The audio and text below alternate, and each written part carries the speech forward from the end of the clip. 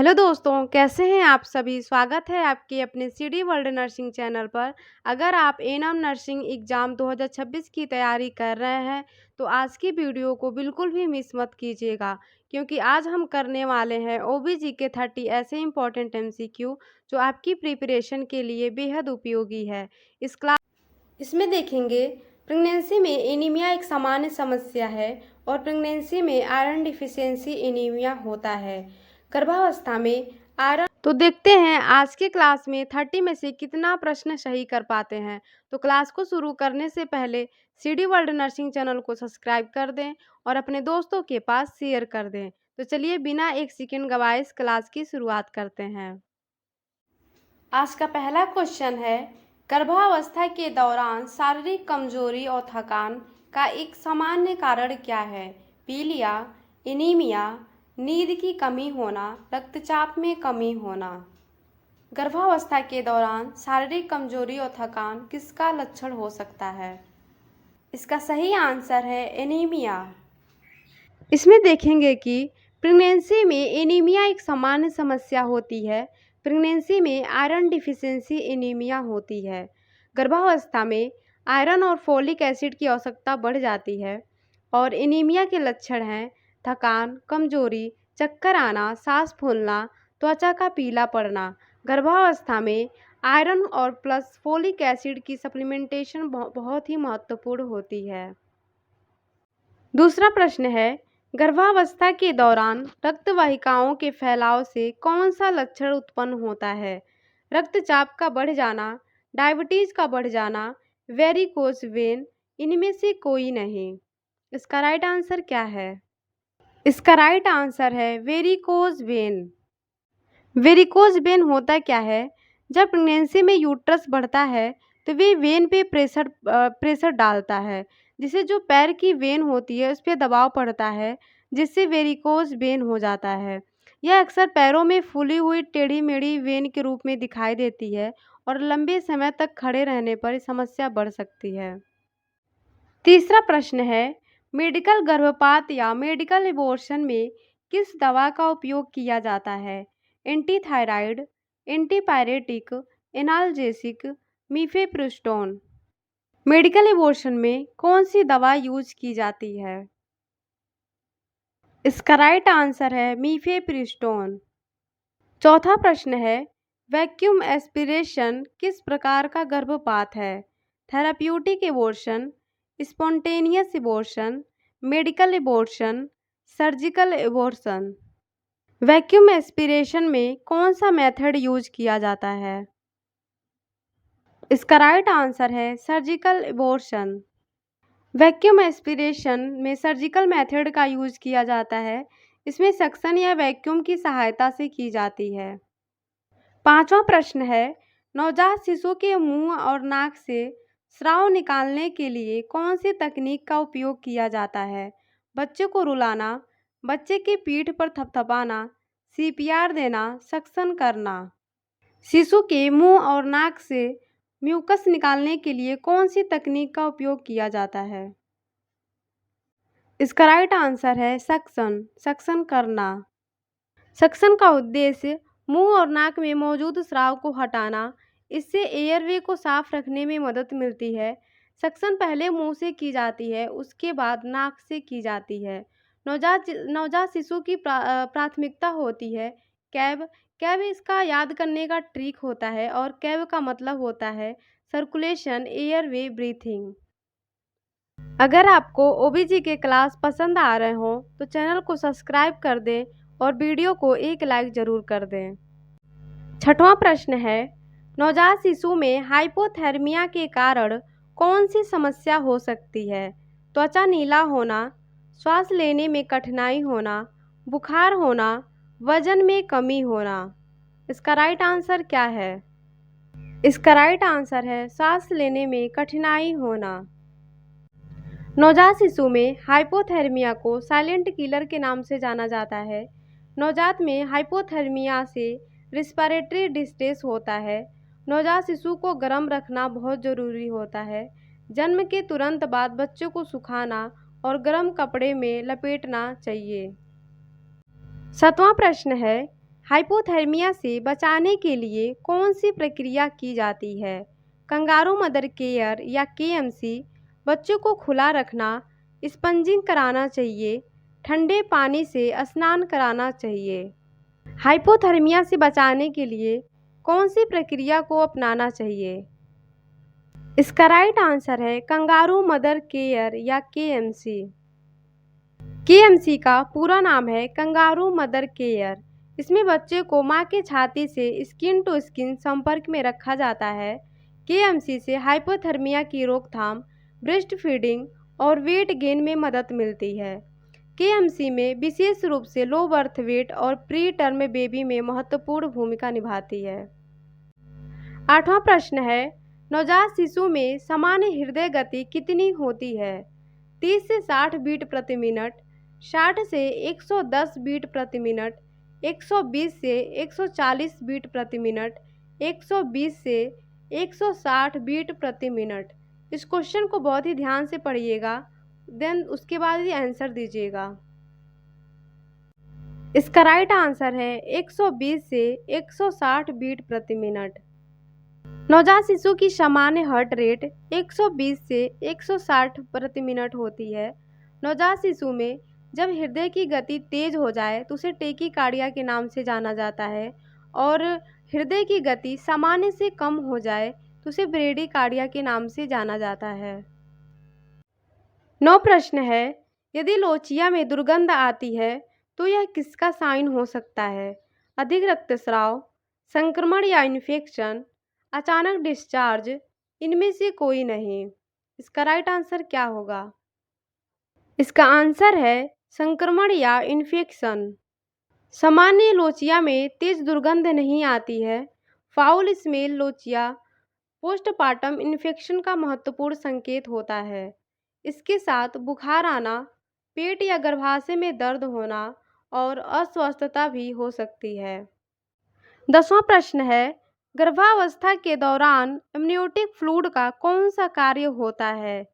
शिशु को सुरक्षा प्रदान करना, शिशु को बाहरी चोट से बचाना, शिशु को मूवमेंट कराने में मदद करना, उपरोक्त सभी। इसका राइट आंसर क्या है?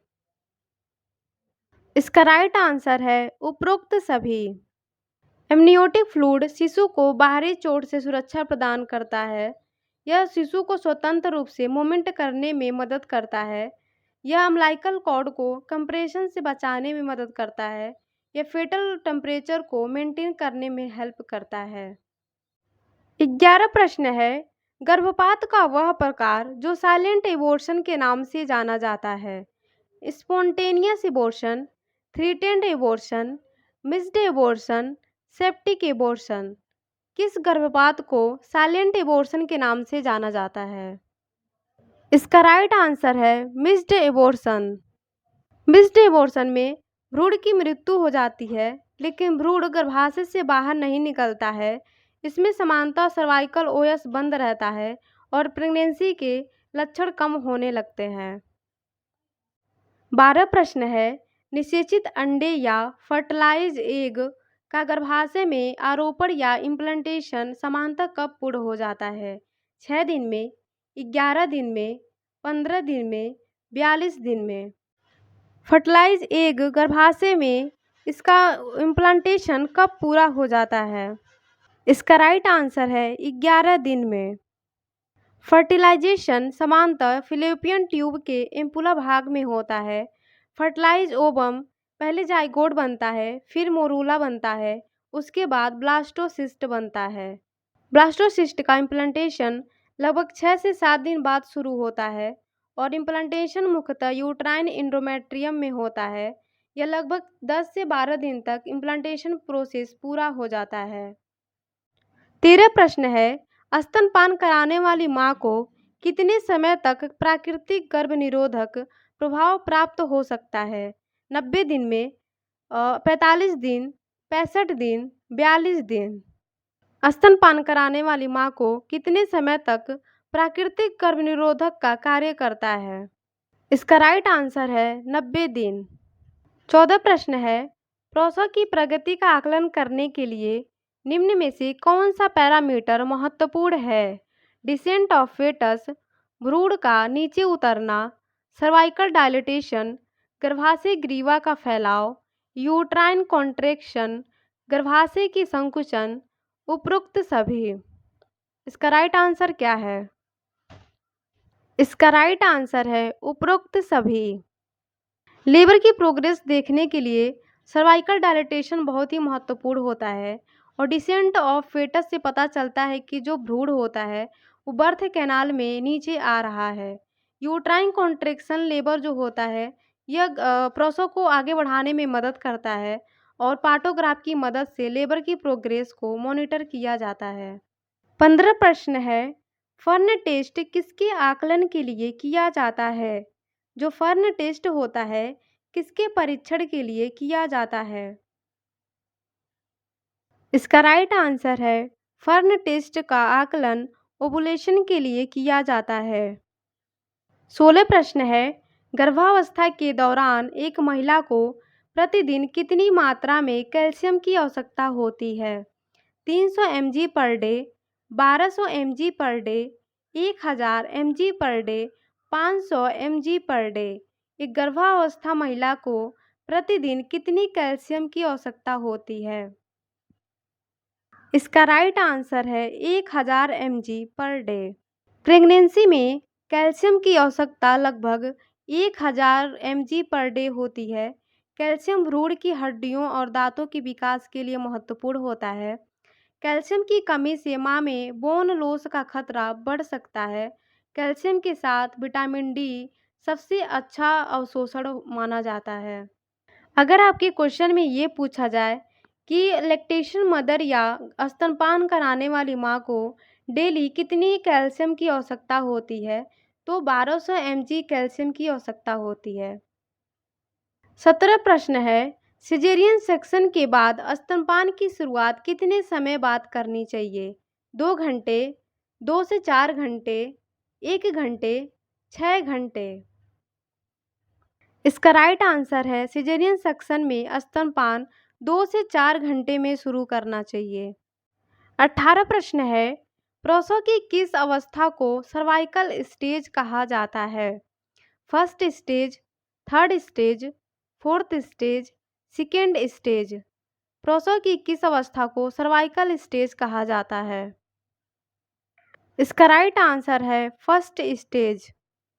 लेबर की फर्स्ट स्टेज को सर्वाइकल डायलिटेशन स्टेज कहा जाता है। इस अवस्था में सर्विक्स इफेस और डायलेट होता है।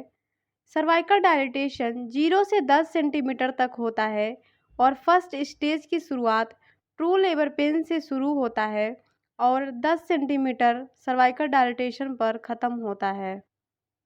ऐसे ही क्लास पाने के लिए सीडी वर्ल्ड नर्सिंग चैनल को सब्सक्राइब कर लीजिए और वीडियो को एक लाइक ज़रूर कर दीजिए।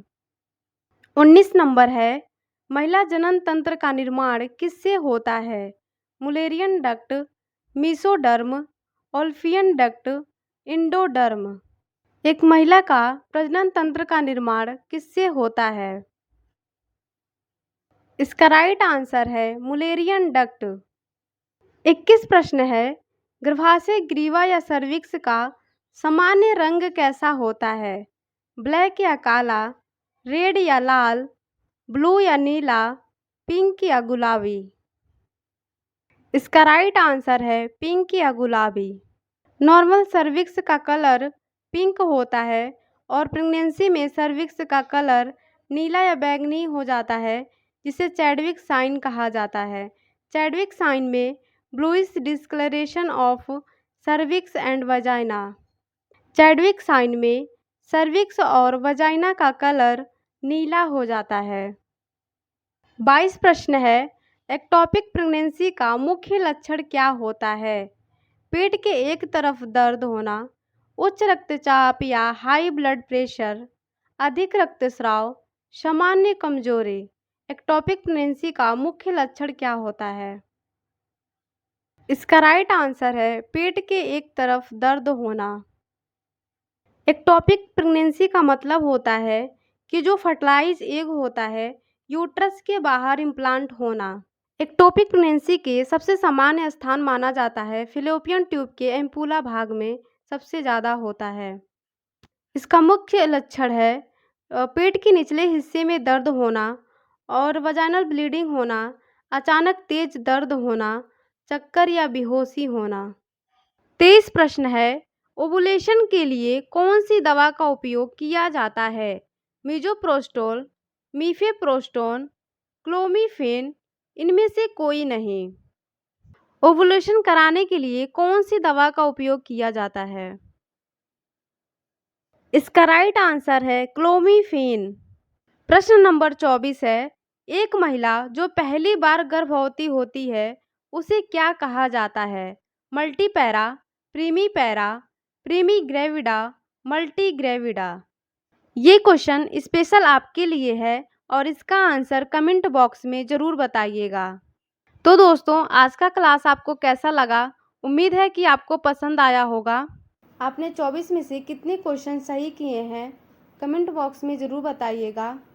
अगर यह क्लास आपको पसंद आया हो तो वीडियो को एक लाइक ज़रूर कर दें और अपने दोस्तों के पास शेयर कर दें। और ऐसे ही टॉपिक वाइज MCQ पाने के लिए CD वर्ल्ड नर्सिंग चैनल को सब्सक्राइब कर दें।